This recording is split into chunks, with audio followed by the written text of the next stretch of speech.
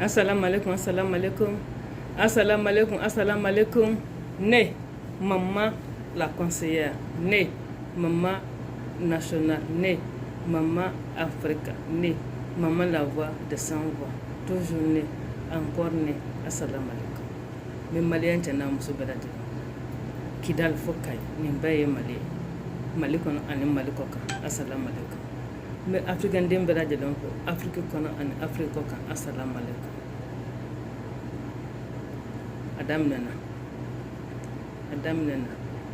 aybo kuna folu ben adam nana anga sondo anga musique do ni kala folo wala yani mo kana donc anga ande place de kan yo folo yani mo ko bo aybo shukola aybo anga bladana aybo anga bladana ni mun me faga wulele ka wolo bisa ka wele ga ni numéro na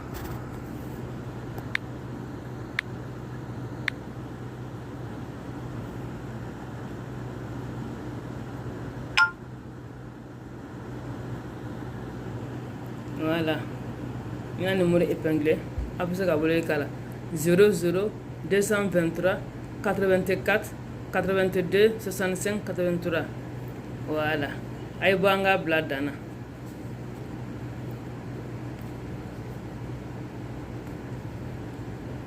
Voilà, aya partager. Partager au maximum. Ay boanga bladana. Ay ti blatoma, kuka nanga bladana.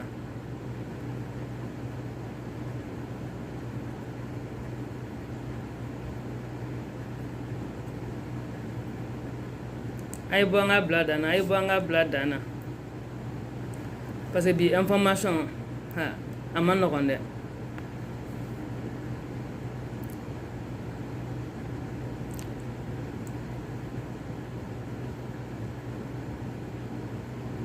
Ay boanga bladana. Oudou Global, bonne arrivée. Merci beaucoup. Ay boanga bladana. Ay partager. Ay towele kana. Ay tibla toma.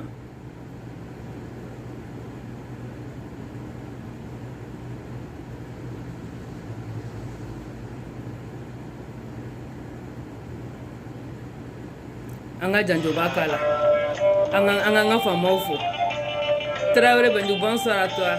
Traoré Bankou, bonsoir à toi aussi, merci.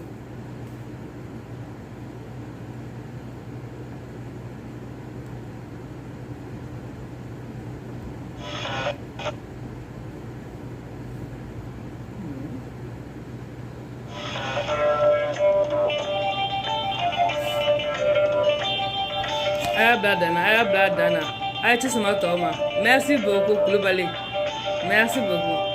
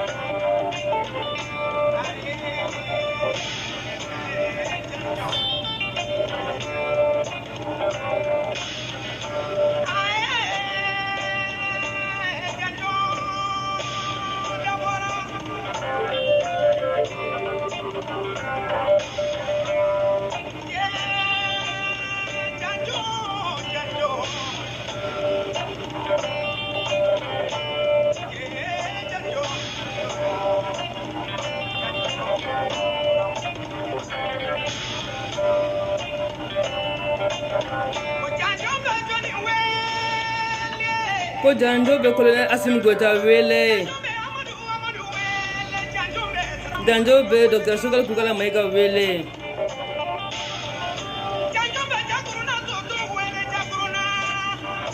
Janjo be Sadio Camara wele ministre de la défense for défense kuru kono. Ko Janjo be Ismail Wage wele for ministre de réconciliation kono.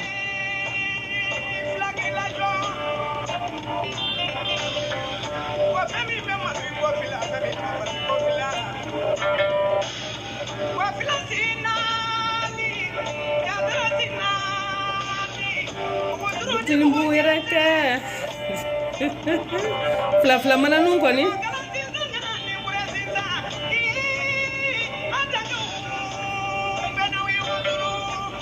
Drissa Konaté, bonsoir, bonne arrivée.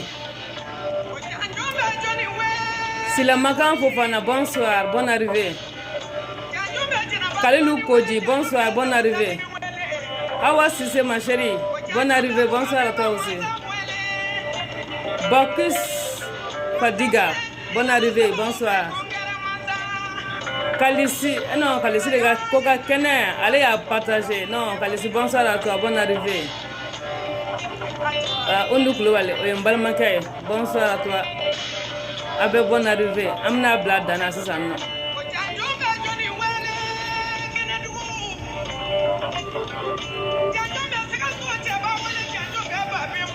Ah oui, Chafaroune, ah Chafando le wele. Kabiton Koulouale, le fossé au goût, au fracas.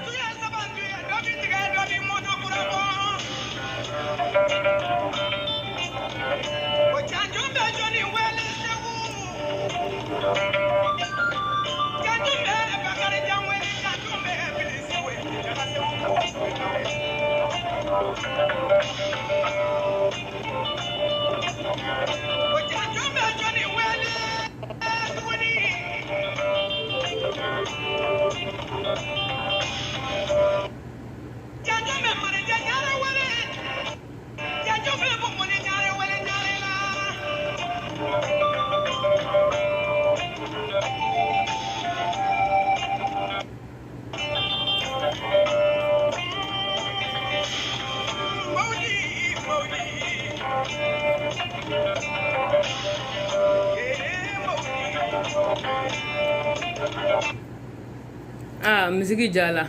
Ah, Abouaka Djakite, bonne arrivée, bonsoir à toi. Ah, allez à partager, non. Au lieu de coca kene. Moulumba partager, non, au lieu de coca kene. Aïe à partager, aïe chibla Toma. Moussa Traoré, bonsoir à toi, bonne arrivée. Alpha. Koulouali Sedou, bonsoir à toi, bonne arrivée.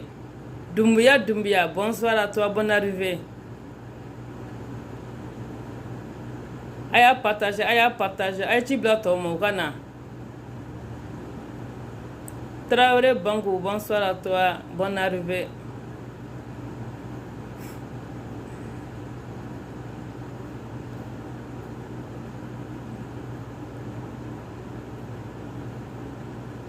Ok. Ça, je vois Drissa Traoré. Drissa Traoré, bonsoir à toi. Bonne arrivée. Drissa Konaté, bonsoir à toi, bonne arrivée. Koulibaly Sedou, bonsoir à toi, bonne arrivée. Eh, Kene Bigafa. Aïbouanga Bladana. Drissa Konaté. Moussa Traoré, bonsoir à toi, bonne arrivée. Alpha Mahmoud Sissé, bonsoir à toi, bonne arrivée. Aubeko Obisimila. To woni mena ko premier place. Bamana ngoko obi arabu de ko a danser. Obi bamana do fo. Arabu ko Obisimila. Bamana ngoti ko jimi a danser. OK, d'accord.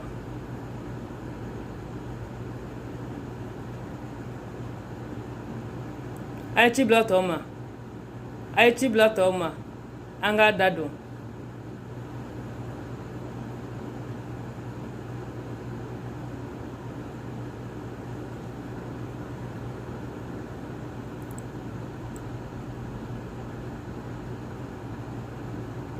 Aïti Blatoma. Aïa partager. Tikoroba Balo, bonsoir à toi, bonne arrivée. Mamadou Konaté, bonsoir à toi, bonne arrivée. Togola Zoumana, bonsoir à toi, bonne arrivée. Yaya Simbou, bonsoir à toi, bonne arrivée. Pierre Poudjougou, bonsoir à toi, bonne arrivée. Aïe Tibla Toma, Akananga Bladana. Madou Konate, bonsoir à toi, bonne arrivée. Aïe Tibla Toma, Aïe Nanga Bladana. Aïe partagé. Lassana Sissoko, bonsoir à toi, bonne arrivée. Traoré Bango. Ano kene fala anga bla dana o kuma kibara folo mun bayin folo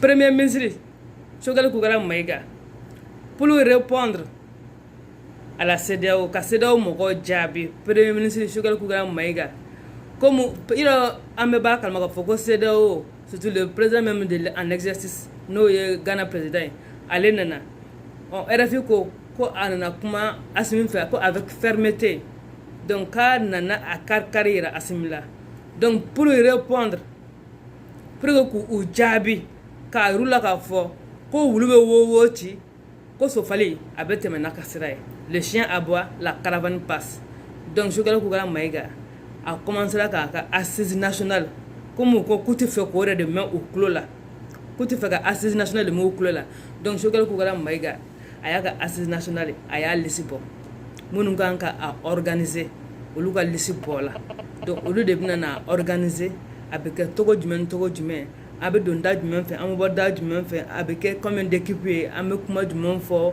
fɛn minnu kan ka fɔ a kɔnɔna na Choguel y'a ka lisi bɔ k'a ton le 16 octobre 2021 a y'a ka lisi bɔ comité d'organisation des assises national de la refondation du Mali donc ko CEDEAO mogo ma ku ka ta ka boy kanga mogo foyi tout la o ye kele filana ye mun ye fana ne y'a fɔ yan nɔ ngo wage nga be fɛn fɛn na a ka wili a ka ta kuma ni Yagi ani Kufa ye parce que Yagi ni Kufa c'est nos frères de do an balimaw de do an sinjiw de do maliens de do comme anw mais c'est des Maliens égarés ou filila ou be fili siraka donc an k'u wele an n'u ka kuma ka hakilina du kɔrɔ pour que u ka sira ta voilà c'est des brebis égarés donc il faut les ramener à la raison donc an b'a fɔ ko tare donc gouvernement yo o baara in kalifa au conseil islamique la donc ko au conseil islamique k'u be fɛn fɛn na k'u k'o bila u ka taa se Yagi ni Kufa ma u ka sigi ka kuma n'u ye parce que ne y'o fɔ an ka sigi ka kuma n'olu ye n'olu kumana n'olu faamuyala fɛn caman bɛ dabila parce que même il se peut que même à travers ces o de kama Faransi tɛ fɛ an n'u ka kuma koyi Faransi tɛ fɛ an n'olu ka kuma parce que à travers ces gens là Faransi ka mercenaires bɛ caya an senkɔrɔ mais n'olu sɔnna sisan nɔ ka marifa bila ka kɛlɛkɛminɛn bila a ka ca Ala fɛ caman bɛ bɔ an ka ko ninnu na donc ko an ka autorité an ka Mali ɲɛmɔgɔ u ye yamaruya di au conseil islamique ma n'o ye Cherif Madani Hayidara a n'a ka cɛdenw ani Mali diinɛ ɲɛmɔgɔ bɛɛ chrétien b'o la silamɛ b'o la bɛɛ mɔgɔ ko k'e ye Malien ye ko Mali ka bɔ ni gɛlɛya in kɔnɔna na ko de ka di e ye ko de ye sago ye ayiwa ko bɛɛ welelen don ko mun bɛ se mun na ko o k'o kɛ donc k'an ka taa kuma ni an balimakɛw ye an balimakɛ minnu bɛ fili sira kan an ka taa kuma n'u ye walasa u bɛ se ka kɛlɛkɛminɛn bila cogo min na ka bɛn ka sabati Mali kɔnɔ donc o hukumu kɔnɔna na an ka ɲɛmɔgɔ u ye bonya n'a minɛn ta k'a sigi au conseil islamique kɔrɔ ne dun b'a dɔn silamɛw mana u da don ko o ko la a ka ca Ala fɛ o bɛ ɲɛnabɔ donc an bɛ Cherif Madani Hayidara wele wala a ka wuli a k'i cɛsiri a bɛ se fɛn fɛn na nin fana y'ale ka tɔgɔ diya de n'a y'a kɛ k'a ɲɛ a bɛ tɔgɔ sɔrɔ kunun o Mali tun bɛ nin gɛlɛya in na an wulila an y'an se kɛ gɛlɛya banna parce que position dɛsɛla marifaw dɛsɛla oui parce que marifaw dɛsɛla dɛ parce que Faransi dɛsɛla Faransi n'a ka dɛmɛbaga jɛkulu bɛɛ bi yan olu dɛsɛla politiciens ma se ka fɛɛrɛ sɔrɔ a la olu dɛsɛla donc sisan u y'a ko di sisan nɔ an ka diinɛ ɲɛmɔgɔw de ma ne kɔni b'a dɔn kɔni diinɛ ɲɛmɔgɔ ala ko bɛ fɛn fɛn na an tɛ se ka dɛsɛ o la donc diinɛ ɲɛmɔgɔ ka wuli mun bɛ se seli la o ka seli mun bɛ se wurudi la o ka wurudi ayiwa a k'a bila a dan na maliyɛnw ka hɛrɛ sɔrɔ maliyɛnw k'a fɔ ko tare minnu bɛ kunfɛtaga la olu ka segin so minnu kɛlen bɛ ka t'u sigi mɔgɔ wɛrɛw fɛ yen u ka segin u ka so an b'o de nɔfɛ bɛn an b'o de nɔfɛ mali in kɔnɔ ala k'o ɲɛ ka d'an ma donc kibaruya filanan o ye kibaruya sabanan ye jumɛn faransi barikani o kunkolo ɲagamina koyi a tɛ ɲɛ barikani mɔgɔw ma barikani mɔgɔw kunkolo de ɲagamina u filɛ ka mun de boloda sisan u talen bɛ sisan nɔ ka taa bin population de kan sisan magasinw so u m'a si to yen u donna a bɛɛ de kɔnɔ d'après Fantani u ma fosi to yen koyi u la main ne passe et repasse u bɛ se ka fɛn fɛn de u y'a bɛɛ kɛ u y'o kɛ dugu jumɛn na ko Gosi mara la k'u taala yen nɔ de ka taa bin olu population kan u m'a min u m'a bɔn tellement que sisan nɔ faransi bɛ ka paniquer faransi bɛ ka don an ka population yɛrɛ la sisan nɔ k'an ka population fana ko u fɛngɛ mais ko Tambakɔr ka bɛ sɔrɔ Gosi mara la ko la région de Gao barikana a tɛ sabali ko attaque Mali attaque descente musclée des forces françaises Barkhane sur Tambakɔr. Donc, des maisons familiales fouillées. Les populations terrorisées. Aïwa de. Amangan pela. Otarakata bianca. Anchaouli kabla. Des magasins pillés et saccagés. Barkhane. Okuma fanana. Ngo olu de rebelu de olu de jadisu ye olu de terrorisme ye ko hey imaye donc sisan u bala Kidal u nana Gawo donc u bɛ ka taa Gawo fana dafe duguni ninnu u bɛ ka t'olu fana population ninnu terroriser ne ko président colonel Assimi Goïta e bɛ mun de kɔnɔ ni ressources ti na pour que i ka Barkhane mɔgɔw i k'u ka lettre dilan k'a d'u ma u ka Mali bila. Parce que u y'o fɔ ko lettre de sɛbɛnla k'olu ka na donc n'an bɛ fɛ u ka Mali bila k'an ka lettre de sɛbɛn k'olu bɛ Mali bila donc lettre ka sɛbɛn u ka Mali bila pour que anw bɛ se ka hɛrɛ sɔrɔ cogo min na anw bɛ se ka lafiya cogo min na so n tɛ hɛrɛ ye dɛ ka taa don mɔgɔw kan k'u ka sokɔnɔw f'u ye ka t'u ka magasinw fana saccager ko des armes emportées et des carburants détruits. Voilà le résultat de l'odieuse descente musclée des forces françaises Barkhane sur Tambakɔr, région de Gao, du mercredi au vendredi. Du mercredi au vendredi. Au bɛɛ mercredi, jeudi, vendredi, tile saba. Tiɲɛ na o y'olu fɛngɛ. Donc o bɛɛ de b'a yira k'a fɔ sisan kɔni Faransi bɛ yɔrɔ min na sisan Faransi bɛ yɔrɔ min na sisan nɔ olu ka sira de t'a ɲɛni na bilen nin kɔrɔ de ye so olu ka sira t'a ɲɛni na bilen donc a ka tiɲɛ an bɛɛ k'an yɛrɛ sɔrɔ olu bɛ ka o waleya de kɛ sisan a ka tiɲɛ an bɛɛ k'an yɛrɛ sɔrɔ u bɛ ka taa jigin mɔgɔw kan u bɛ ka taa mɔgɔw ka magasinw saccager ka mɔgɔw ka fɛngɛw magasin piller k'u ka carburant tiɲɛ ayiwa ko des armes emportées o armes olu ye jɔn ta ye ɲininkali gɛlɛn o kan ka sɛgɛsɛgɛ k'o ɲɛdɔn donc o tɛ kunnafoni naaninan ye kunnafoni sabanan naaninan ye jumɛn sisan nɔ fɛngɛ ko tuguni ko Barkhane ni les militaires maliens k'u ye muso dɔ sɔrɔ une femme bon peut-être c'était 2 personnes donc k'u tun bɛ moto kan ils étaient armés donc avec des munitions donc k'u y'u gɛn donc u ye moto bila ka sentigɛ ta mais sentigɛ in talen kɔnɔna na u ye marifa ci muso in sala donc muso in salen u y'a suta ka na n'a ye sisan nɔ est ce que nin ma kɛ gauche de wala kɛla gauche de u ye suta ka na n'a ye sisan nɔ gauche dugu kɔnɔna na ka na su yira mɔgɔw la ko gauchekaw ko k'olu tɛ muso in dɔn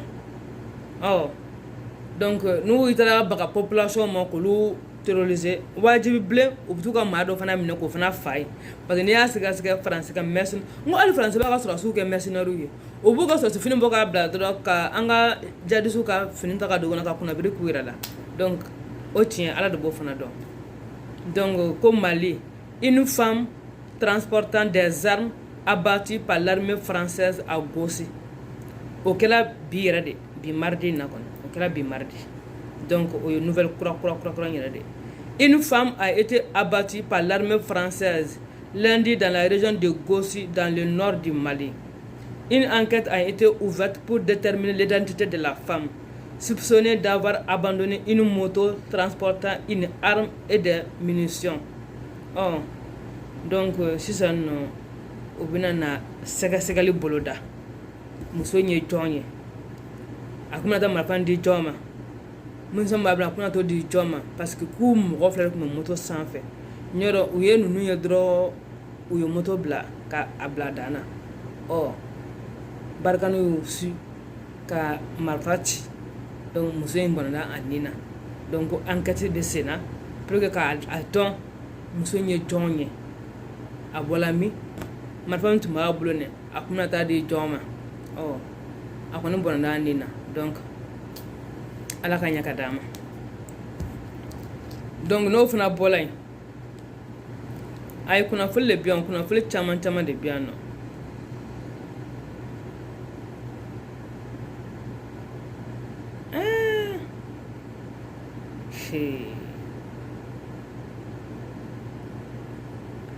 a bɛ se ka weleli kɛ awɔ a bɛ se dɔw bɛ ka mun sɛbɛn n ko kalan tan fɔlɔ Mariam Sule ayi ni na ni commentaire ye an b'o jɔsi ka bɔ yen nɔ fɔlɔ voilà an bɛ nin jɔsi ka bɔ yen parce que ninnu ye commentaire kɛla minnu ye olu de bɛna ni ka mɔgɔw hakili ɲagami Idrissa Konate tout ça c'est complicité de la France ah Idrissa Konate tiɲɛ yɛrɛ la France sisan kɔni a bɛ dɔn k'a fɔ sisan ko France kɔni u jolo karila u taara u bɛ mun kɛ bilen tuguni donc vraiment n'u ye an bɛɛ ka se an yɛrɛ la dɛ an ka an sen da yɔrɔ dɔn sinon n'u y'an fɛn fɛn sɔrɔ bi u bɛ sɔn ka maa fɔ a can na bi dɛ parce que tɔ foyi de t'u la bi u bɛ yɔrɔ min na bi tɔ foyi de t'u la o kuma ala k'a ɲɛ ka d'a ma ayiwa u bɛ fagali kɛ Mali kɔnɔ u bɛ fagali kɛ fɛngɛ na allo oui assalamu alaikum somɔgɔw bɛ di nse an kɔni b'a ka video filɛ la vraiment an bɛ lamɛn jama bɛɛ fo quoi awɔ olu yɛrɛ fana an bɛ encourager vraiment video parce que bɛɛ tɛ se ka kɛ video kɛlaw mais an mun b'a kɛ fana an mun bɛ se ka wele ka courage d'a ma o diyala an ye bɛɛ bɛ jɔyɔrɔ faso ko la quoi awɔ o de don voilà parce que publiquement dɔw fana tɛ se ka bɔ ka video kɛ mais ni kɔni minnu bɛ video kɛ ni k'u encourager donc bɛɛ bɛ kɔlɔsi la o diyala an ye tiɲɛ yɛrɛ la i k'o kuma ye tiɲɛ a ma nɔgɔn minɛ mais ni mun ye courage ta k'a kɛ n'aw bɛ bɔ k'o tigilamɔgɔ encourager a bɛ courage don a tigi la a bɛ dɔ fara a ka ko kan an ta ye ka na ni information ye k'a walawala an bɛɛ ka se ka faamuyali sɔrɔ a la ni kunnafoni bɛ maa min fana bolo i bɛ se ka bɔ an ka kɛnɛ kɔnɔ an kɛnɛ k'a labila ni kunnafoni bɛ maa min bolo fana i bɛ se ka bɔ n'i ka kunnafoni fana ye k'a fili fiɲɛ fɛ an bɛɛ b'an ka tɔmɔta sɔrɔ a la fana non yɔrɔ an bɛɛ bɛ kɔfɛ awɔ parce que minnu bɛ kɔnɔna na minnu bɛ Mali kunnafoni sɔrɔ ka caya hali minnu fana bɛ kɔfɛ fana bɛ se ka kunnafoni sɔrɔ aw bɛ se ka kunnafoni dɔ sɔrɔ an tɛ minnu fana sɔrɔ Mali kɔnɔ yan nɔ oui n'o kɔnɔ fana tiɲɛ voilà a bɛ kunnafoni dɔ bɛ se ka kɛ a bɛ se ka kɛ même e ka village la sisan fɛnɛ ko dɔ bɛ se ka kɛ yen nɔ ne t'o kalama donc e bɛ se ka bɔ sisan k'o fɔ pour que an bɛɛ ka se ka bɔ a kalama vrai c'est vrai voilà non o tiɲɛ ye minɛ Bon, donc an dɔ de kɛ ɲɔgɔn ye toujours ami toujours courage do kan ŋɔni an bɛ courage d'accord o diyara n ye vraiment merci beaucoup an bɛ duwawu kɛ halisa ma ala ka ka fura ye amina rabi ami ala k'o duwawu minɛ kɔrɔ ye ala k'a ɲɔni ka bɔ an kan amina rabi ami ala k'o duwawu minɛ voilà donc ne yɛrɛ n sigiyɔrɔ ne kɔni b'i lamɛn waati caman e sigilen bɛ fan jumɛn ne bɛ Itali de e bɛ Itali de oui d'accord ko n bɛ maliyɛn bɛɛ lajɛlen fo Itali i tɔgɔ la ala ka Itali sigi diya la ala k'a ka sɔrɔ n'a ka nafa ala k'a yiriwa ala ko aw kisi a tɔɔrɔ ni a gɛrɛgɛrɛ ma a n'a juguya a n'a janfa ma ala ko aw ɲuman segin so ka na an yɛrɛ ɲuman sɔrɔ yan amina ya rabi c'est mais e ka numéro ni ye France numéro ayi Mali numéro do oui c'est vrai il y a fait ouais oui ok donc foli kuno comment foli diyara n ye merci beaucoup ala k'an to ɲɔgɔn ye ala ka fayiri yira la amina rabi ami i ni baraji ala k'o duwawu kelen bɛɛ minɛ c'est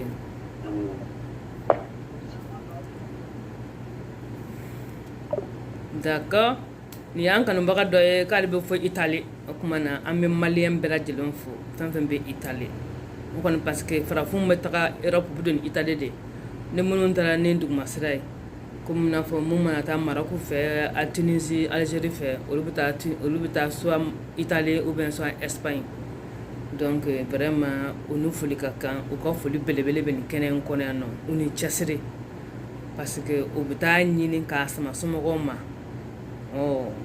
donc an b'u fo halisa ala ka garisigɛw dayɛlɛ ala ka u sago k'u ye k'u kisi tɔɔrɔ ni juguya ni hasiriya ma k'u ɲuman segin so ka na anw yɛrɛ ɲuman sɔrɔ yan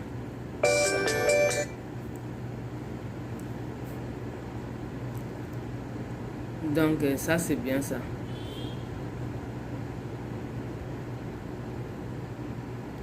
donc a y'a partager au maximum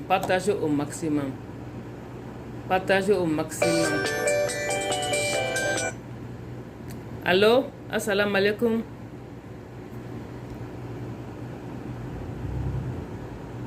partagez au maximum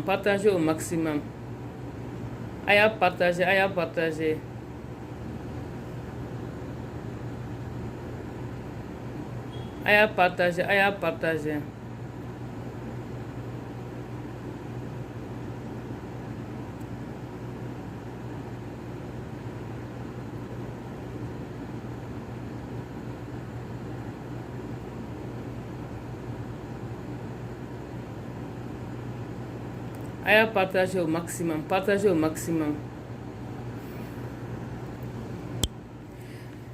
d'accord donc ni mo bɛ fɛ ka weleli kɛ k'a ka hakilina di o bɛ se ka weleli kɛ problème foyi t'a la voilà parce que ko mɔgɔ kelen hakili kelen mɔgɔ fila hakili fila kunnafoni ɲuman kunnafoni telima an ka bɔ an ka fili fiɲɛ fɛ tiɲɛ yɛrɛ la kɔni Mali ɲɛmɔgɔ o ka nin décision talen a diyara ne ye dɛ ka taga kuma ni Barikani mɔgɔw ye walasa n ko Barikani mɔgɔw ka taga kuma ni Yaki ni Kufa ye walasa kɛlɛ bɛ se ka sonsoro so cogo min na c'est bien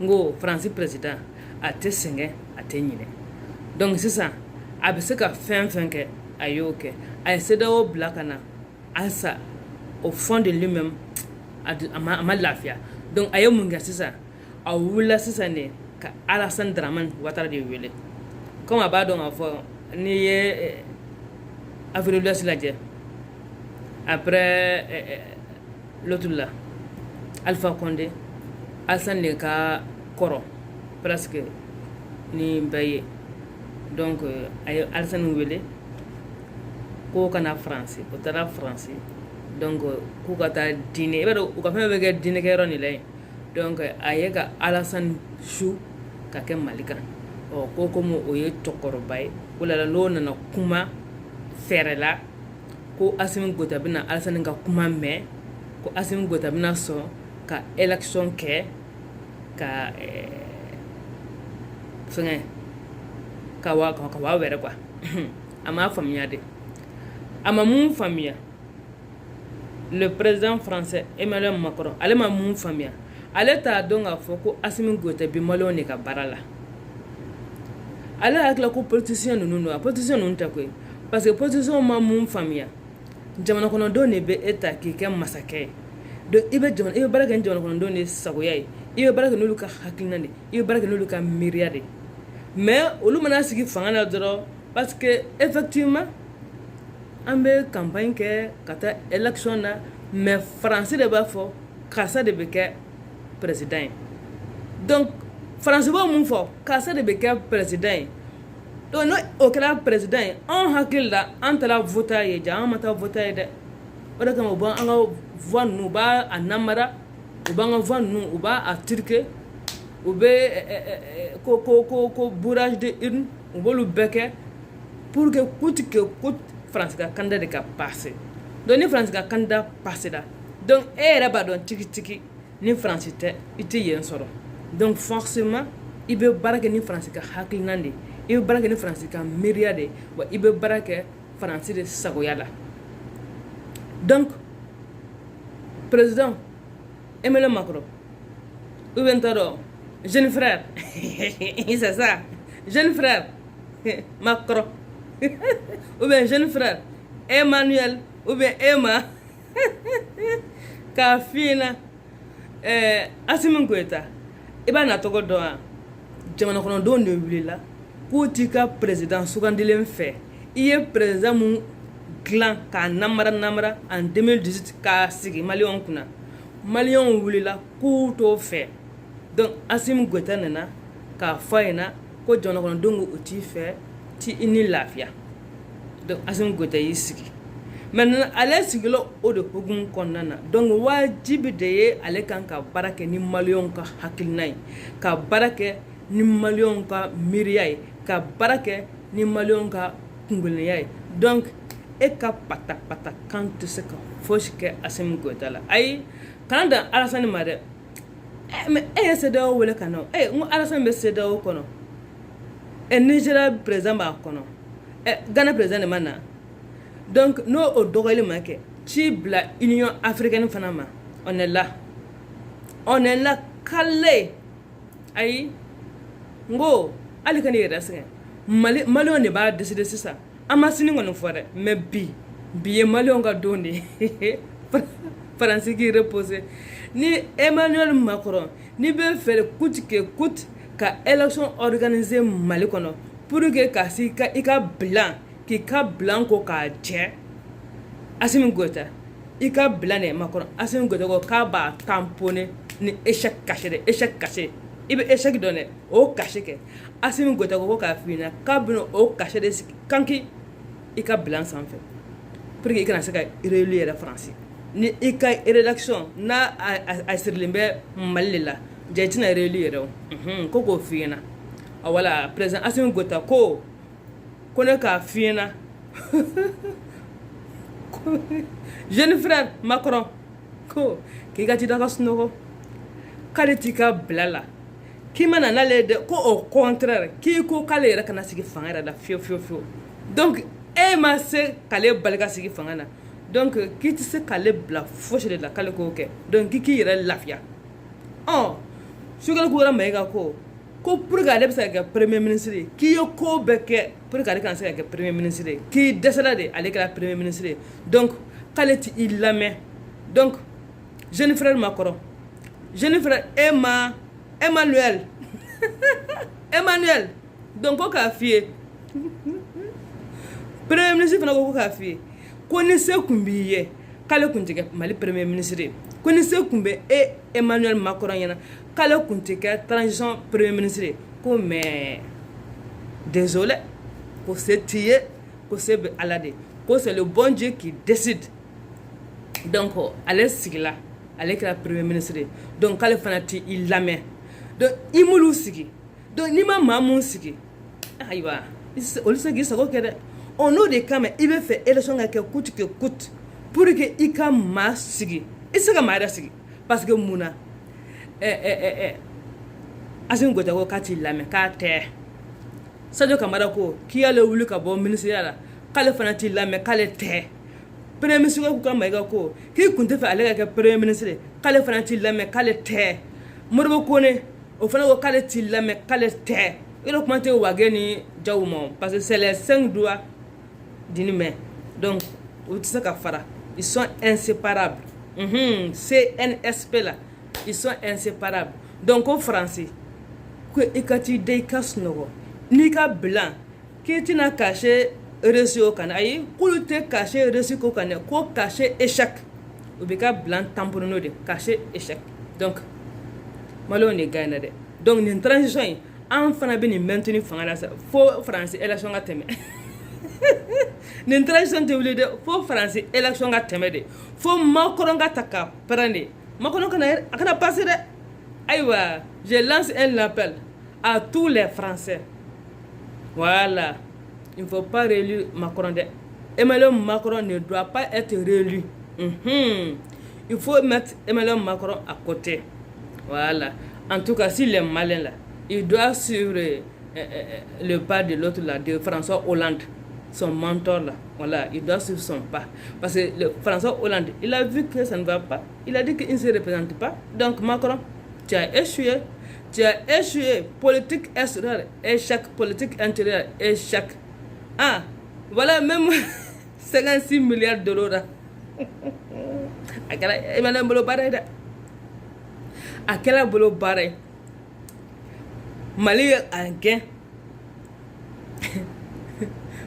Australie olu ka contrat commercial 56 milliards d'euros olu yo annulé n'a ye nene gɛlɛya dan gɛlɛya a fɔ ne ma ko gɛlɛya dan gɛlɛya maliyɛnw ko k'i ka ta ka b'u ka jamana kɔnɔ an bɛna taa Russie wele ka na donc Russie bɛ n'i capoter Mali la comme Américains y'i capoter cogo min na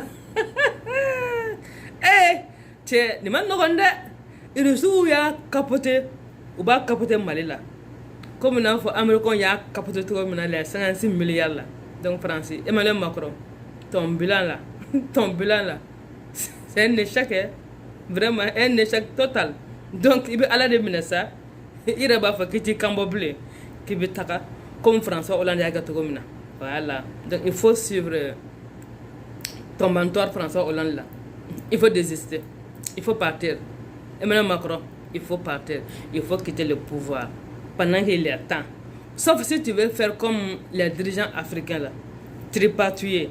Argument, je sais que chez vous là, il n'y a pas question de tripatouillage, il n'y a pas question de bourrage d'urne, il n'y a pas question de trucage.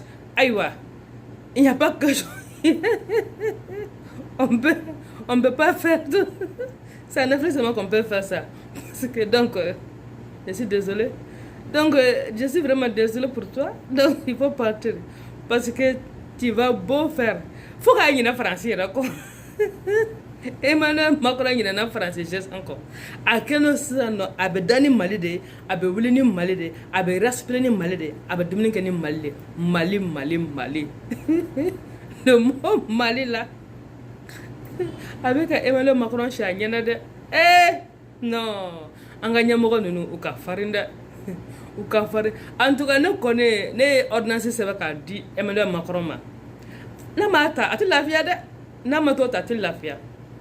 Ah oui, assimiline, ça c'est contre AVC. Oui, AVC quoi, parce que AVC quand même. Donc AVC c'est assimiline ta. 2 comprimés 3 fois par jour. Voilà. Allez ni Sadio Prime, oui. AVC doit faire boîte son comprimé. Ça c'est 2 fois par jour. Dès le matin, dès le soir, pour que crise cardiaque kana minɛ quoi parce que ne b'a dɔn ni vaccin yi tun Mali kɔnɔ don o don k'u ka opération daminɛ ko bɛɛ y'a ye ko bɛɛ bɔra kalama n'a ma ɲɛ Emmanuel Macron ma crise cardiaque sun k'a minɛ ou bien AVC b'a minɛ donc ne ye n ka ordonnance sɛbɛn k'a d'a ma n'a y'a ta o don n'a ma ta fana haya donc o de don donc o ye bi nouvelle ye quoi donc an bɛ se ka taga an dafɛ duguw la donc ko Niger fana Niger ko attaquer Niger u b'u an fa kan bɔn n'an ma wuli k'an jɔ n'an m'an bolo di ɲɔgɔn ma u da kana koyi ala k'an kisi Faransi tɔɔrɔ ma de sinon masa ko Niger fana allo assalamu alaikum Waalaikum salam. somɔgɔw bɛ di Basi somɔgɔw b'a yɛrɛ dɔn. ne yɛrɛ ça va alhamdulilayi basi tɛ n na Basi foyi t'i la. basi foyi tɛ n na Mali ko bɛ cogo di? ayi Mali ko yan a bɛ bolo ɲuman kan a bɛ bolo ɲuman kan Ala ka taa ɲɛ don ma. amina rabi ami Ala k'an dɛmɛ. amina rabi ami ala k'o duwawu minɛ I kɔntannen don bi dɛ. n content don dɛ parce que CEDEAO mɔgɔw nana k'u bɛna an ka ɲɛmɔgɔw bagabaga o tilal'u ka kuma na dɔrɔn an ɲɛ bɛ Sogɛl Kukara Mayiga a sina ten nɔ k'a ka liste kɛ ten nɔ pour l'organisation des assises ka assise kɛ u b'a fɔ ko assise nationale bɛna kɛ yan donc mɔgɔ minnu kan ka a organiser ka a mise en place n'u a fɛn kɔni ka taa nɔ donc premier ministre ye olu ka liste bɔ donc a bɛɛ ye ministre kɔrɔ faama kɔrɔ directeur b'u la surasiw b'u la gendarme b'u la douanier b'u la donc a y'a liste bɔ k'a ton k'a bila fiɲɛ fɛ ko Faransi ka liste ye k'a yira Faransi k'a fɔ ko CEDEAO mɔgɔw k'u tɛ fɛ o de ka kɛ donc Sogɛl ko k'ale b'a kɛ ɲa ko foyi tɛ bɔ a la Voilà. O ɲɛna yɛrɛ yɛrɛ dɛ. yɔrɔ dɛ I b'a kalama fɔlɔ la Mali ni kɔfɛ jamanaw tun bɛ i n'a fɔ maakɔrɔba ni denmisɛnnin de. a banna Depuis Modi bɛ tɛmɛ n'a ye. Fɛn fɛn nana o kɔfɛ Musa tɛmɛnen kɔfɛ u kun banna dɔrɔn ka fɛn f'u ye dɔrɔn a ye nin kɛ o b'o kɛ. Donc u ma kɔtɛ jamanadenw na. a banna Ni kɔfɛ jamanaw ko a ye min kɛ o b'o de kɛ. u b'o de kɛ non i b'a dɔn mun b'a to u b'o fana kɛ parce que an ka élection na u b'an ka élection namara ni Faransi ko maa min ka kɛ Mali ɲɛmɔgɔ ye u b'o de kɛ Mali ɲɛmɔgɔ ye donc ni Faransi de ye e kɛ ɲɛmɔgɔ ye wajibi bilen i bɛ baara kɛ ni Faransi de sagoya ye i bɛ baara kɛ ni Faransi ka miiriya de ye i bɛ baara kɛ ni Faransi ka hakilina de ye I b'a ka baara kɛ. voilà i b'a Comme i y'a ka baara kɛ den de ye.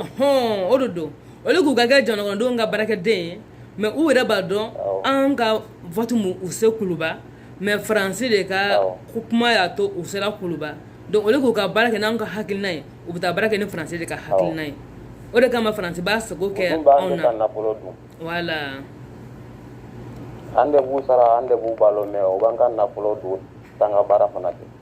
a banna i y'a ye yarɔ cɛ ka jugu dɛ. kɔlɔkɔlɔ la ni mɔnɛ tɛ fila ye du kɔnɔna dudenw bɛ wari fara ɲɔgɔn kan k'a d'i ma ko a dɔ balo la. I bɛ sɔrɔ ka o don balo la ka sɔrɔ k'o di mɔgɔ wɛrɛ ma. a banna o kɛra an bolo kabako ye. kabako dan dɛ kɔngɔ bɔ anw na mais Faransɛw nugulen n'u ka yɔrɔ la yen nɔ fɛn bɛɛ b'u bolo yen k'a sɔrɔ fɛn dun tɛ dugukolo sanfɛ. u ka yɔrɔ la yen. u bɛ taa bɛɛ ta Afiriki. u bɛ taa bɛɛ ta Afiriki walahi. awɔ. o ma nɔgɔn dɛ n'an ka maakɔrɔbaw ni an ka ɲɛmɔgɔw ma jɔ u jɔyɔrɔ la kɔni. transition mɔgɔw kɛlen bɛ k'u jɔ u jɔyɔrɔ la o de kama Faransi bɛ k'a fɔ ko fo élection ka kɛ diyagoya la parce que a bɛ fɛ élection ka kɛ diyagoya la donc comme ça président kura min bɛ sigi o la u bɛ to ka vie f'u ye fɔlɔ u bɛ to ka vie yuguba k'a lajɛ fɔlɔ o ye ko minnu kɛ ka tɛmɛ u ye ko kolon minnu kɛ ka tɛmɛ u bɛ t'olu yuguba k'o yuguba n'u y'o dɔ sɔrɔ dɔrɔn paf u bɛ sin ka o menacer n'o ye ten nɔ k'a fɔ n'i ma sɔn an ka fɔta ma an b'a kɛ tan an b'a bɔ tan an b'a dɔn tan o de kama u presselen bɛ élection ka kɛ u b'a dɔn Assimi Goïta filɛ nin ye fɛn t'a kɔ fɛn t'a ɲɛ wari yɛrɛ tɛ maa mun bolo yɛrɛ maa bɛ se ka mun fɔ ma ko intention de voyage a ko k'ale yɛrɛ mago tɛ Faransi la a mago tɛ yɔrɔ si la ale bɛ Mali de kɔnɔ ale bɛ baara kɛ Maliyɛnw de kan ni hakilina ye donc wari t'a ale bolo Faransi wari t'a bolo Amérique donc u bɛ mun contiger de. a passé Mali le dɔrɔn a bɛ Mali le fɛ. a banna. sinon n'i y'a ta k'a lajɛ depuis coup d'état kɛlɛ donc u y'u sinsin ko fo militaire kana kɛ ɲɛmɔgɔ ye ko fo civil ka sigi awɔ parce que ni militaire kɛra ɲɛmɔgɔ ye u tɛ se ka o bisi k'o don sɔgɔmada fɛ ni civil dun sigi u bɛ se ka civil bisi ka civil don a sɔgɔmada fɛ e ma ye depuis n bandaw ye turu kelen kɛ France dɔrɔn n bandaw kɛlen ka jɔn yan awɔ bandaw man ka affaire kɛ donc mɔgɔw nana dɔn sisan ko a tɛ kan ka affaire kɛ o y'a gɛn ka bɔ yen wala o y'a gɛn ka bɔ yen Mali ko bɛ cogoya min na sisan ni mɔgɔ ma Mali ka affaire kɛ kɔni an b'a gɛn dɛ wala an kan ka wuli maliyɛnw kan k'o de boloda sisan nɔ an man kan sigi tuguni ka mɔgɔ lajɛ maa min bɛna Mali minɛ dɔrɔn k'a di Faransi ma an de ta an ka jamana ye mɔgɔ wɛrɛ ta an ka jamana ye voilà c'est ça qui s'agit donc fo maliyɛnw k'o de dɔn maliyɛnw ka wuli k'u jɔ de k'u cɛsiri a ko la bisa ni maliyɛnw bɛ kɔngɔ la mɔgɔ si tɛna dumuni d'u ma Faransi de bɛ fɛ an ka sa yɛrɛ de pour que ale ka se ka na an ka dugu jukɔrɔ nafolo ninnu bɔ ka taa n'a ye voilà e ko ye i b'o ye mɔgɔ min na i bɛ sɔrɔ ka tugu o kɔ tuguni tiɲɛ yɛrɛ la n'i ma kɛ hasiri ye n'i ma kɛ fasodenjugu ye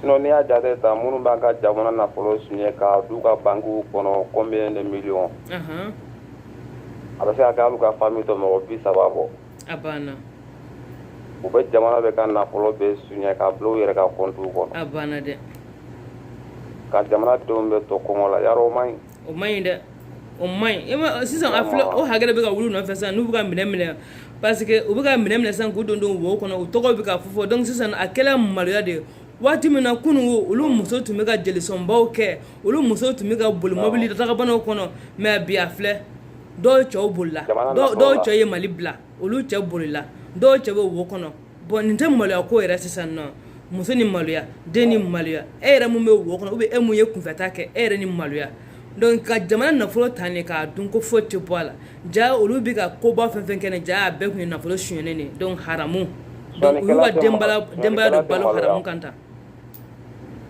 ok o ka sira t'a la o ye nin ɲɛsigi de o ayiwa n'u y'a ɲɛsigi kɔni u na taa dun kɔfɛ a tɛ dun Mali kɔni kɔnɔ yan nɔ a kɔni bɛ kɛ cogoya dɔ la mɛ u bɛ taa dun kɔfɛ u tɛ se ka dun Mali kɔni kɔnɔ parce que a bɛɛ ye sɛntigɛ ta dɔw yɛrɛ sɔrɔ Laginɛ dɔw taara Moritani dɔw bɛ taxibaniw ta dɔw bɛ moto taxiw ta dɔw bɛ telimani ta dɔw yɛrɛ bɛ ɲɔgɔnmɛw ta ka yaala dɔw yɛrɛ sɔrɔ Niger a gɛlɛyara dɛ a gɛlɛyara a ma gɛlɛya fɔlɔ a gɛlɛyara dutigi kelen ka kɛnɛ minɛ a gɛlɛyara dɛ ni yɛrɛ minɛ k'i bila an b'u ka famille minɛ k'u bila o la o tɛ se ka kɛ o so n'o kun bɛ se ka kɛ a caman kun na dɛ n'a fɔ ko mun bolila ko ka t'o fa minɛ ou bien ko ka t'o ba minɛ ka n'o bila wo kɔnɔ a place la sisan a caman seginna ka na o de kan ka kɛ o yɔrɔ dɛ n'u kun taara fa minɛ k'o bila wo la ou bien ka taa ba minɛ k'o bila wo la sisan a caman seginna ka na ni tɛ kɛ dangaden i da segin ka na ka n'i fa bɔ wo kɔnɔ o kɔlɛ man ka wari in dun ni famille de bɛɛ de y'a dun ni famille de bɛɛ ka taa kaso la wala a fɔ tuguni dɛ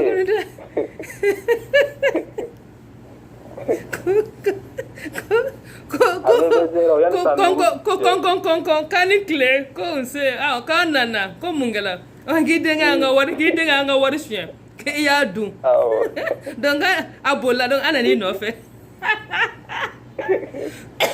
minnu ye telimani ta olu de ka teli kojugu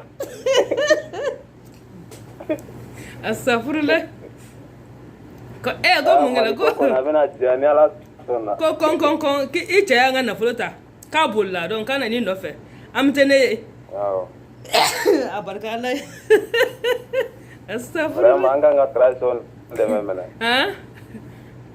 minnu b'an kunna tradition na sisan an kan ka dugawu k'u ye wallahi an ka dugawu b'u ye Ala k'u kisi jugu tɔɔrɔ ma Ala kan'u jugu si u la amin amin wallahi Ala ka Mali ta k'u ye an b'u kɔlɔsi an mana fɛn fɛn ye ni n'an sigara la an b'a ko k'u ye ouais c'est de ça qu'il s'agit o de kan ka kɛ ok wallahi hali n'a kɛra an yɛrɛ badenw ɲɛ n'a bɛ complice la n'an bɔra a kalama an b'a fɔ faamaw ye. Yɔrɔ dɛ. O de bɛ jamana jɔ. Wala o kɔni o b'a jɔ tiɲɛ yɛrɛ la. Sisan n'i ye jamana cilen ka se nin degré la n'anw ma ci o. Ayi. O ni dugudenw b'a la. A banna dɛ walahi. Sisan duguden ninnu minnu ka jugu maliden jugu ninnu de b'an di kɔmɔgɔ ninnu ma. A banna wallahi imu ye kulo la ko an tɛ taa assise la o de bɛ ka fɔ CEDEAO ɲɛna o de bɛ ka fɔ France ɲɛna ko assise tɛ kɛ assise kana kɛ donc ko France ka pression kɛ pour que assise kana kɛ ko CEDEAO kana pression kɛ pour que assise kana kɛ comme u ye kojugu minnu Sogɛl ko ma fana politicien de Sogɛl ma kɛ politicien de donc a b'a dɔn politicien bɛ se ka mun kɛ u ŋaniya ye mun ye u ka kɛwale ye mun ye donc a fana b'u an bɛ ɲɔgɔn dɔn an de bɛ ɲɔgɔn si dɔn CEDEAO a y'a ka liste bɔ k'a cari fiɲɛ fɛ cɛ o k'a y'a lajɛ ko assise nin kɛ a bɛ kɛ piɲa a jalaw ye a bɛ kɛ a ma jɔw ye a bɛ kɛ a tɛ tɛmɛ o kan o tuma an ka taa dɔrɔn n'an bɛ taa an bɛ segin o ɲana yɛrɛ dɛ o ɲana comme o ko ni RFI bɔra k'a fɔ ko il est venu parler avec fermeté donc an fana y'a yira la avec fermeté qu'il a échoué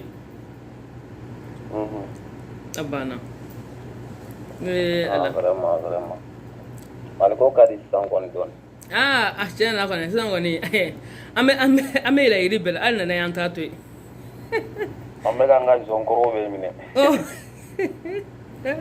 ka zɔnkɔrɔw minɛ mun de ye sentigɛ ta n'an taara ko kɔnkɔnkɔ an nana ko komi i denkɛ bolila donc an bɛ n'i minɛ ka t'i bila i denkɛ nɔ na o de ka ɲi o ou bien kɔnkɔnkɔ an nana komi i cɛ bolila donc an bɛ n'i minɛ ka t'i bila i cɛ nɔ na ka muso minɛ ka denw minɛ ka baw minɛ ka balimaw minɛ ka t'u digi wo kɔnɔ ko n'a ma na n'a ma na a tɛ bɔ a bɛna yɛrɛ di ok ala na kira mun fana ko k'ale tɛ maliyɛn ye o fana tɛ juguya n'a bɛɛ ni barika k'ale tɛ maliyɛn ye ne yɛrɛ t'o mɛn yɛlɛ kun bɛ ɲini ka ne faga o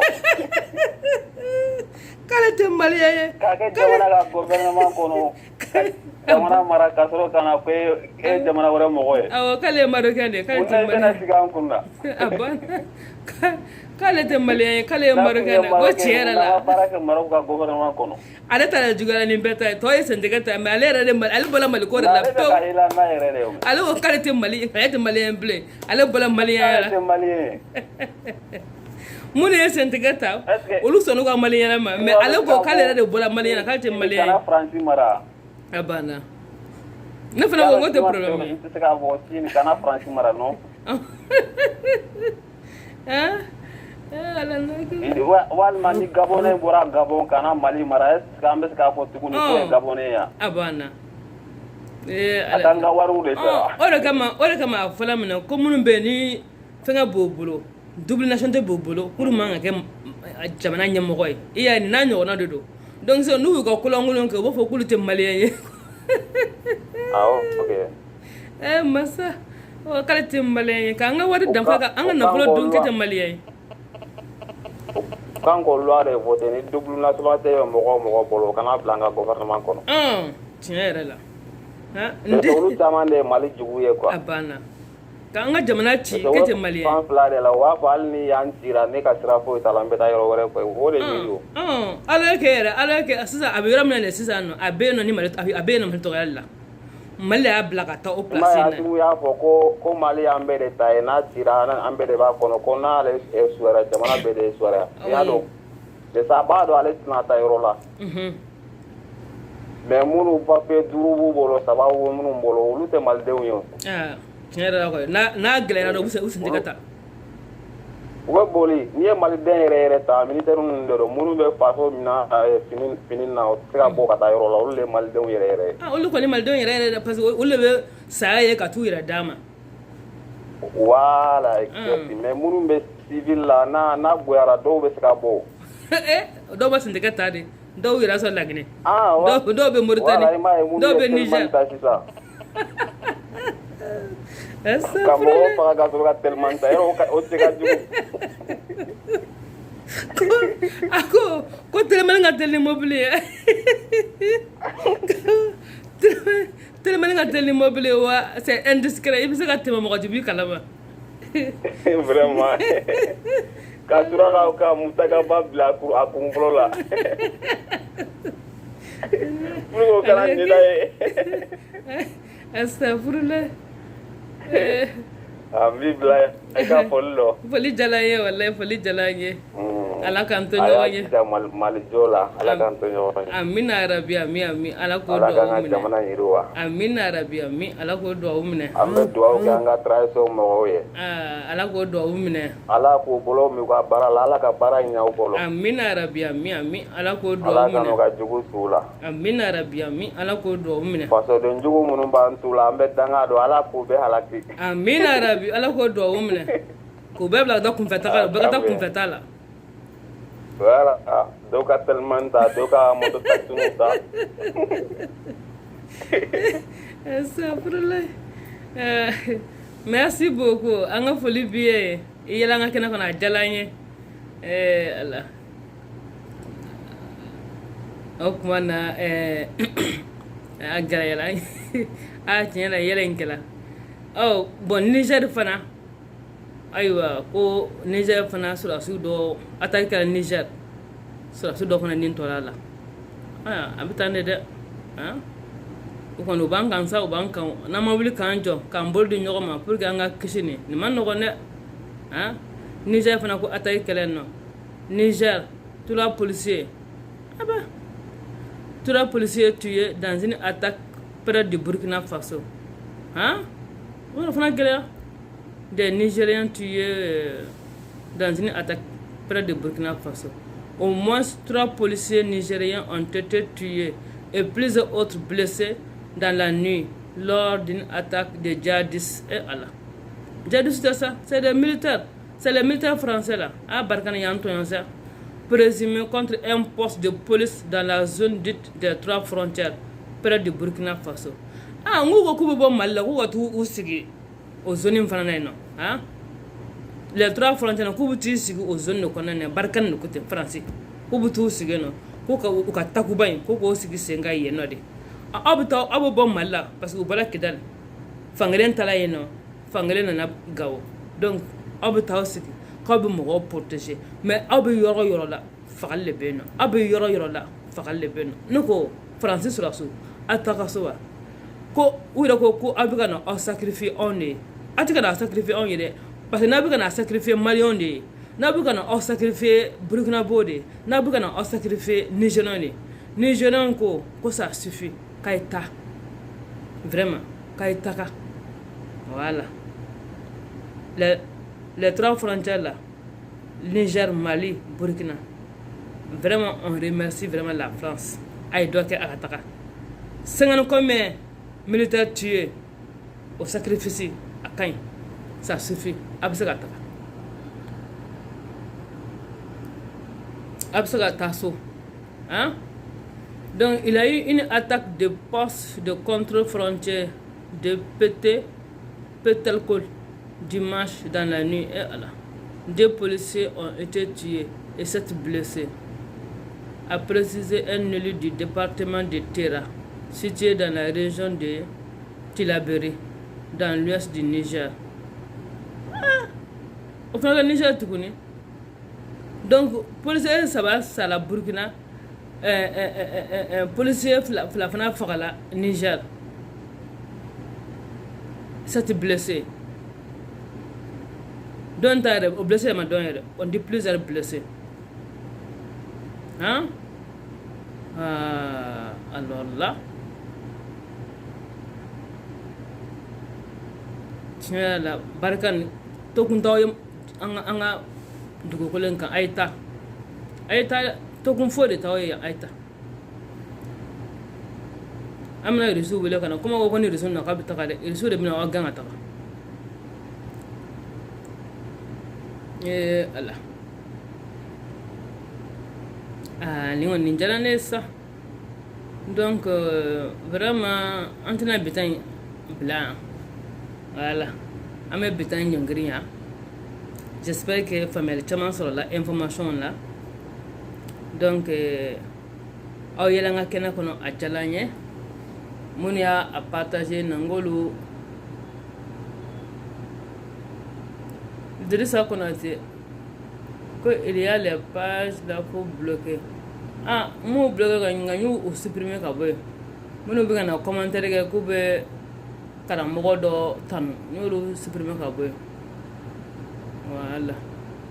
Donc on a folie ba obéir. On fait yelanga kena kono. Moi nous bien la mais on a folie ba ouye. Moi nous y a commenté on a folie ba ouye. Wa moi nous fana ika à partager ou fana ka foli belebele bien surtout minnu bɛ taa u abonné n ka page la dante aw la maman la conseillère ne maman nationale ne maman Africa ne maman la voix des sans voix ne toujours ne encore ne n ka foli belebele baw ye aw bɛɛ bisous bisous bi karo bi ka bla non bi kɔni n joualen non donc nanga musique kala comme bi joualen non donc même musique kala an b'a clôturer ni musique ye o tɛ voilà donc an bɛ foli di ɲɔgɔn ma ala ka sini yira an na ala kana yira an ni gɛlɛya ye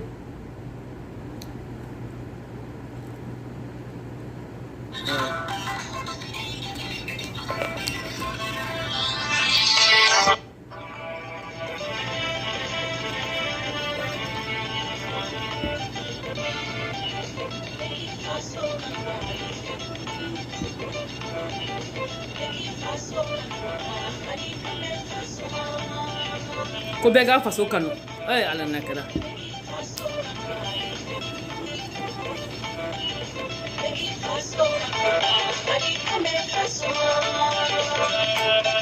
m'aw bɛɛ fo n ka foli b'aw bɛɛ ye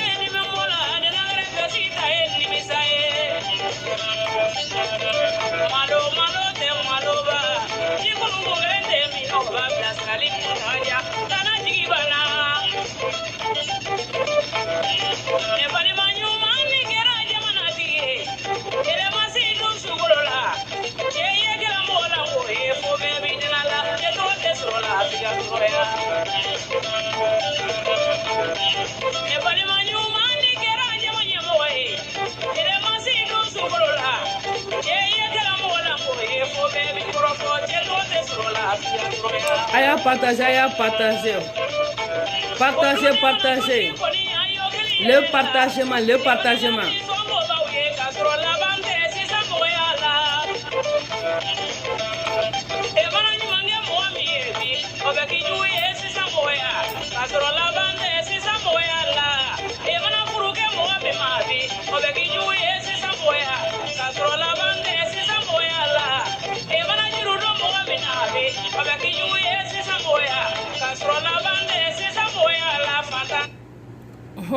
Ko adamadenw les escrocs là ayi u tɛ sunɔgɔ u tɛ jungo sisan na Dumbuya Laginɛ colonel Dumbuya dɔ fana ye ala minɛ ka t'i yɛrɛ kɛ o fɛrɛde ye a bɛ ka mɔgɔ ci a bɛ ka mɔgɔ kuntigɛ ten donc u ye tɛgɛ d'a kan u y'a minɛ Laginɛ nɔ info frère de Dumbuya donc a y'aw kɔlɔsi dɛ maliyɛnw bɛɛ k'i yɛrɛ kɔlɔsi.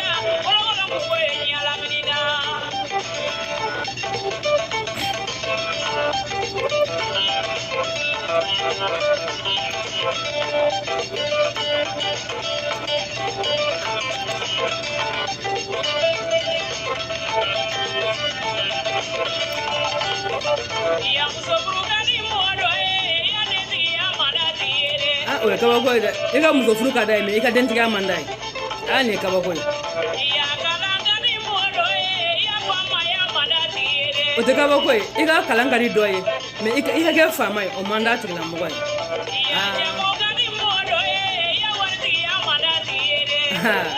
ka wari jan ko n ka jago kɛ mais i tɛ fɛ n ka wari sɔrɔ n yɛrɛ nin ye kabako ye dɛ.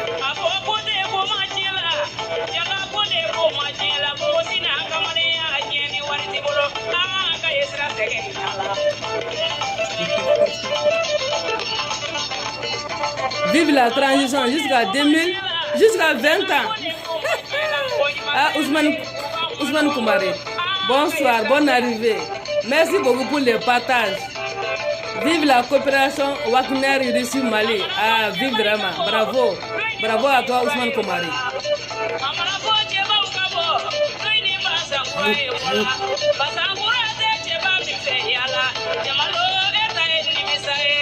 Ah, tiens, était limité.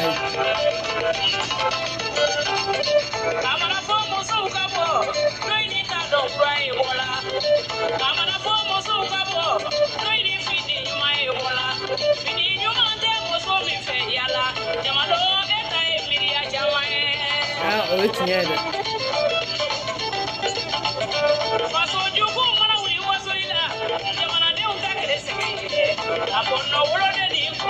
Ah, ni dongilin kora ka di dɛ. Dongilin kora ka di dɛ. Dongilin kora ka di dɛ. Voilà, dongili tɛ dɛ, a kɔrɔ.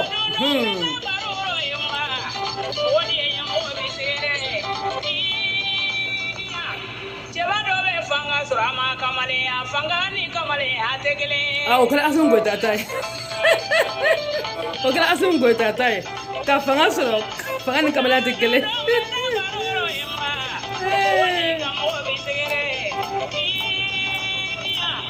Muso dɔ bɛ fanga sɔrɔ a ma sunkuruya, fanga ni sunkuruya tɛ kelen. Mali jama ma ɲiniya yanko bɛ ni sa. Dongilin kɔrɔ ka di dɛ. Journaliste ma ɲiniya yanko bɛ ni sa. Mali artiste ma ɲiniya yanko bɛ ni sa. Mali jeliw ma ɲiniya yanko bɛ ni sa. Anw ma yanko lɔ, ka to la ka ni so ne donna. Donc an bɛna bi taa bila ni dongili dumanba in kan parce que dongili tɛ dɛ, a kɔrɔ. Voilà, dongili kɔrɔ in a ka di kojugu. Mun b'a kɔnɔ vraiment a bɛ mɔgɔw waaju de. Donc an k'an faso kanu, an ka kɛ an faso fɛ sa. À bas la France. Ah, donc c'est bien. À bas la France. Oumar Bachili, bonne arrivée. Oumar Bachili a partagé le partagement. Merci beaucoup. Ah, ça Sadia Dambele, bonsoir à toi aussi. Ah, ça nous dit quoi à bas la France. Ah, du courage pour le Mali. Merci Oumar Bachili. Partagez, partagez. Ah, on a partagé. Non, on le devait nindon. On le va de mon gagnant. Mon gagnant, et partager, on va partager. Pour partager au maximum, le partagement. Maman la conseillère. Bisous, bisous à tout le monde. À demain. N'oublie pas le rendez-vous de demain. À demain. Demain, à partir de 21h, on se retrouve ici. Yes. Donc, ala ka sini yirana. Ni ala bɛ sini yirana dɔrɔn a kana yirana ni gɛlɛya dɛ, mais a ka yirana ni hɛrɛ caman caman de ye. Sini an bɛ ɲɔgɔn sɔrɔ yan tuguni. An y'a bila yɔrɔ min na, an b'a ta yen nɔ. N b'aw bɛɛ fo. Assalamu alaikum.